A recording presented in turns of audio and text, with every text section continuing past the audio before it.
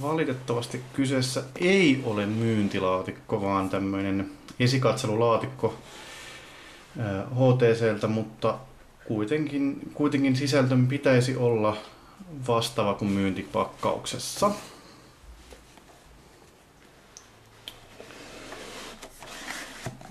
Tuossa on itse puhelinlaite. Tässä pois sieltä. Sitten näkyy tämmönen pieni Nexuksen ja Desiren ristisiitos. Pakkauksessa itsessään löytyy tietenkin kuulokkeet. Kuulokkeiden nämä nukkaantuvat suojatassut ja liitin HTC:n uudenmallinen laturi. Itse asiassa tää on kiva juttu, koska HTC:n vanha laturi on ollut järkyttävän iso.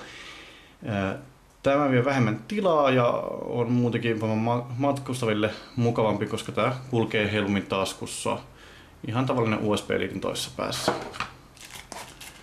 Ja tietenkin itse USB-piuha, mikä on samanlainen kuin Desiren muotoiltu pyöristetysti. Valitettavasti minkälaisia manuaaleja tai muuta vastaavaa ei ole mukana, että ei pysty sanomaan vielä onko ne suomen kielellä tai ei, mutta käsittääkseni, koska puhelin on Skandinaavian versio, niin siinä pitäisi olla mukana sitten suomenkielisetkin ohjeet. En osaa edes myöskään sanoa, että löytyvätkö ne PDF-nä muistikortit, koska tässä kyseessä esittelykappaleessa sitä muistikorttia ei tullut mukana. Myöskään muistikortin koosta en pysty sanomaan juuta enkä jaata.